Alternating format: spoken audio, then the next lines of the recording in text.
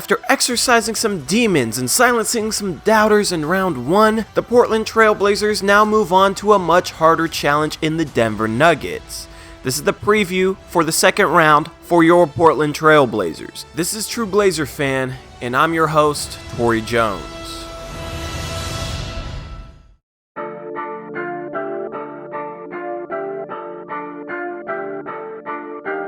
And I just gotta say, I'm very excited that I'm able to make a round 2 preview and make a preview where I actually feel like we have a chance to win in the second round, because I've never had that feeling before as a fan. I wasn't a fan when I was 4 or 5 years old, so all I've seen is a second round series against the San Antonio Spurs, which we had absolutely no chance in, and they crushed us in 5 games, and then a second round series against the Golden State Warriors, who had Steph Curry out for the first 3 games. We ended up winning one of those 3 games, and then he came back and crushed us in overtime, and we lost again, but we never really had a chance there either. Now we're facing the Denver Nuggets, and a lot of experts actually have picked us as the favorite to win in this series. Now, I'm not quite that optimistic. I think it's a toss-up at best, and Enes Kanter's health situation definitely puts things into question, but I think we do have a very solid chance to pull this one out. So let's jump straight into this preview, and when you're looking at the Denver Nuggets,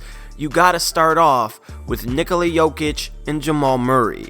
Jokic, of course, has taken that next step. He's became a top 10 MVP candidate, some would even argue top 5. And it's a guy who is on the cusp of being considered a superstar, of being considered a top 10 player. He's already considered the best passing big man in the league, and he can also score the ball really well. He creates a lot of matchup problems, especially for a team like Portland, who doesn't really have a center to guard him well. They don't have Nurkic. Kanter is already an iffy defender, and although he had a good defensive series in the first round against the Thunder, asking him to guard a big like Nikola Jokic, who can handle the ball and pick and roll, who can shoot threes, who can pass really well, that's going to be a tall task for Enes Kanter, and if he can't go, that's going to be something that Zach Collins and Myers Leonard have never had to deal with over a 7-game series. Meanwhile, there's Jamal Murray, a guard who isn't the most efficient player, but when he gets hot, he can have insane scoring nights. We're gonna have to keep Jamal Murray in check, because if he's able to get going for 20, 30, maybe even pushing 40 points, the Blazers are going to struggle to win.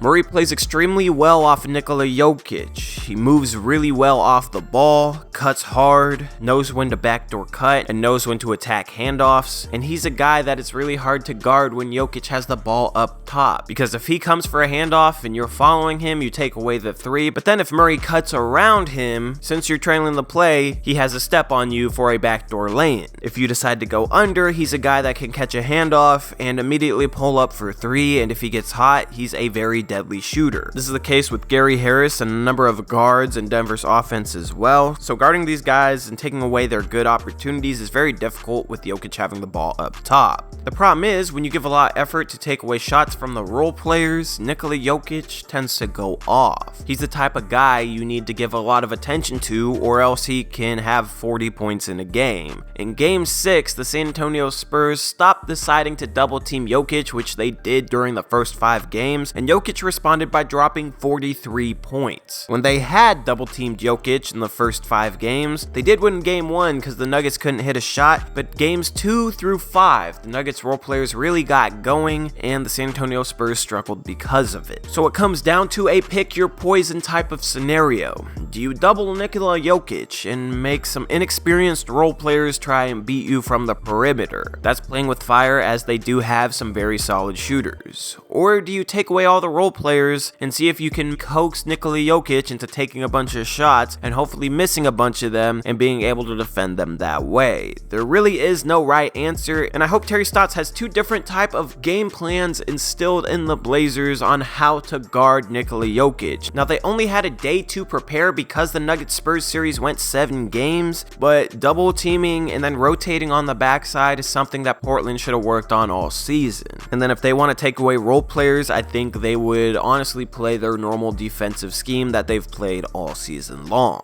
I think a good strategy might be potentially double teaming Nikola Jokic, and then if the role players start getting hot and they're not struggling from the perimeter, then falling back into a more neutral defensive defensive scheme where you try and take them away, and then guarding Nikola Jokic one-on-one. I think you got to go into a game trying both just to see, is Jokic struggling to score, or are the role players struggling to score? If the role players are struggling to score, double team Jokic and make him pass to them. If Jokic is struggling to score, guard everybody straight up. That is how I would guard the Denver Nuggets. The Nuggets do have a very good bench and possibly the best bench in the entire NBA. Monte Morris is a second round pick in his second year who's turned into a very good backup point guard. He doesn't turn over the ball, he runs offense very well, and he's a guy that can hit a variety of different shots even though he doesn't excel at creating them for himself. If he's able to get to a floater, he'll knock it down at a high clip.